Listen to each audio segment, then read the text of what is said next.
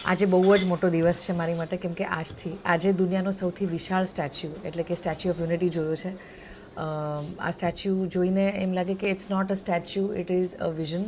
આ એક historical moment, એક ટ્રિબ્યુટ છે સરદાર પટેલ, એમના એફર્ટ્સ અને એમના જે પ્રયત્નોથી આજે ભારત જે મકામ ઉપર પહોંચ્યું છે, એ જોઈને બહુ જ આનંદ થયો.